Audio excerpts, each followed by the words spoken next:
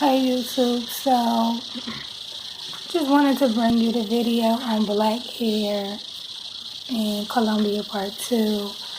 Um, so yeah, I did find in Medellin that they had a few beauty parlors before I left for Cali that does black hair.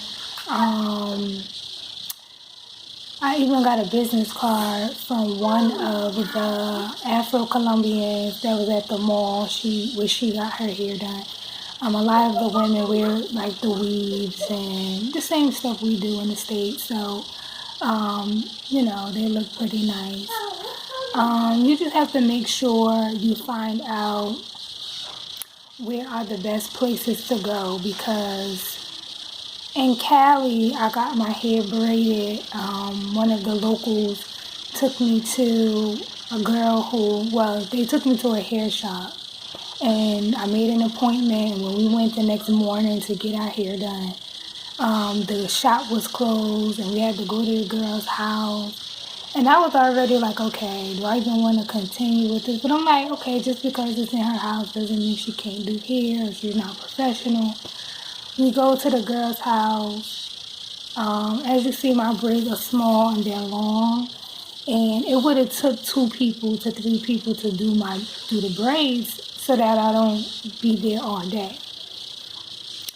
So she didn't have another person to help her, so I'm like, okay, I'm gonna have to help her because I do braid a little bit. It's just getting it tight at the roots. I'm not really good with that part, but as far as like braiding the rest, after they started. So we had like me, her daughter, and the local who I was staying with, all braiding my hair. And I'm like, I'm paying her this money and she's not even really prepared. Like, you should have known you would have had a friend come help you. Or I could have just sat there all day. But I'm like, okay, I'm going to be here all day or I'm going to have to help her. So I decided to help her. But she wasn't even doing it right. Like, first of all, her parts weren't straight. Second of all, when she was braiding the braid, it was like strands. You know how like strands get stuck into the braid and you have to like move them? She wasn't even moving them. Like, I had to like go and pull strands out and keep telling her like you have to get it tighter to the roots. Like, it was no pain. It wasn't even feeling tight. And I'm like, had to keep feeling to see how close it was. I'm like, you have to braid closer to the root.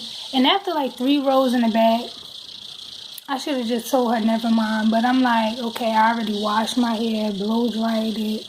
It's now like in the afro. I don't want to walk around trying to look for another place, to get my hair done. So I just let her, we just eventually just stayed there for hours, just braiding my hair. And it didn't come out right at all. It looked like I could have just sat in the bathroom and braided it myself.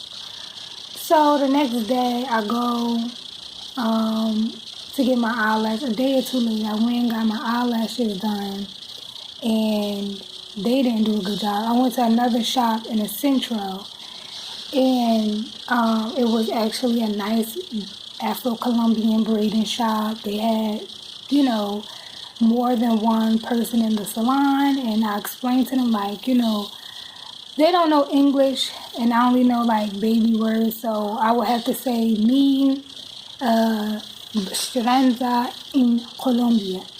And, they were like, oh, you got it done in Colombia. I said, me no te gusta.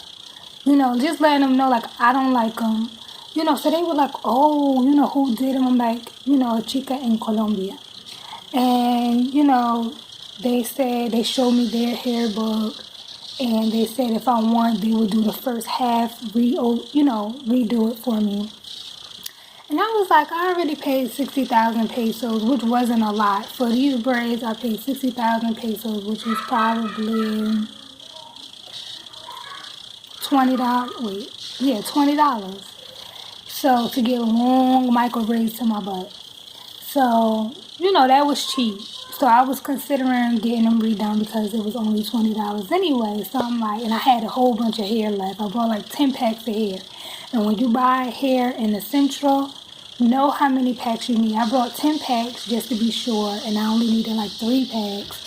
And you cannot return the hair. So, you're pretty much stuck with the hair. So I'm like, okay, cool. If I ever get my hair braided again, I'll just have hair, whatever. But I did want to return it and it's stuff that I couldn't return it. So when I went back the second time, see how everything works for a reason, I ended up going to a shop who wanted to do my hair when I had more hair. So I'm like, I'm nervous now. So they're like, no, she could braid. She can braid. Because there was one girl who could speak some English. She said, no, she's good. She can braid. So I said, okay. So I said, I'll come back and y'all could cut, the braids, take them out and rebraid them. And they did all of that for 40,000 more pesos. So 40,000 and 60,000, 100,000, that's like 100,000 is like $50. So altogether I paid like $50 US for two, to get them done twice. So the first girl was 60,000 and then the next beauty salon was 40,000, which was 100,000, which was $50. Okay, so they did a good job. I didn't have any pain. I didn't need a Tylenol, and they did it nice and tight and fast. Like they took those birds. They had 2 people like they supposed to. Actually, they had 3. I was helping at first, but they was like, no, you don't help.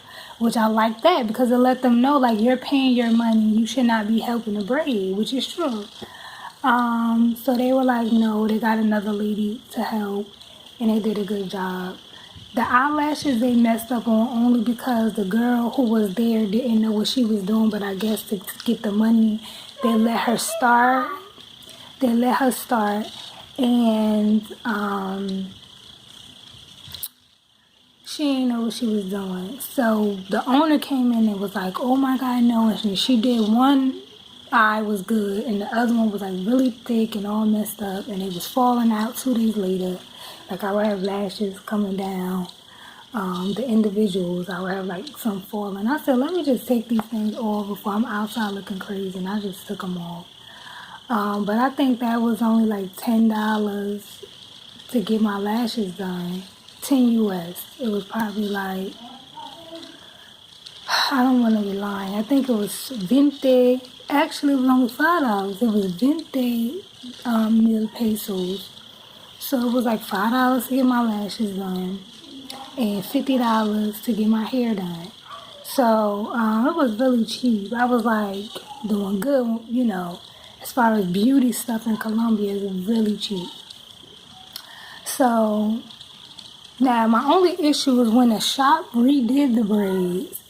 It's only been 2 or 3 weeks, and you see how it look like it's like 2 months old, and I'm about to be taking it out and just give me a doobie or blowout. And it looks old already, and it was cute for about a week or so, and then it just started loosening up. And I was wondering like why in Cali you see like so many women with micro braids, like that's like the thing, different colors, like micro braids everywhere. And I was like, but why they look so old? Like they don't look like in the States where I live, like your braids be fresh, they be tight, you be need a Tylenol. Like their braids didn't look like that. And I'm like, what, they can't afford to go get their hair done over? And then I realized,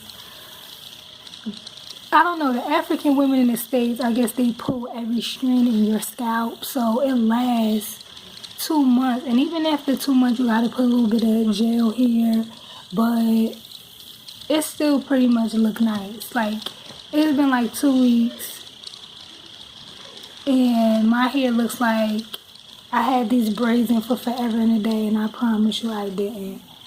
So, that's the only thing. You have to just find out, over time where is that place to go, because I'm sure as women who do beautiful braids that last a long time, you just have to find out where. And I saw one video, it was Medellin braids, and the little girl was getting, I said, okay, so they do have a lot of places in Medellin as well that does black hair. You just have to find out where, because if you go to like La Relas and Poblado, it's not like you're going to see that people who do black hair everywhere. But I know 911 hair was one of the places in Medellin that I went to go get my hair blown out and get the keratin treatment, which is a straightening treatment. So, yeah, that was another place to go and get your hair done. So, be looking out for Black Hair Part 3, Colombia.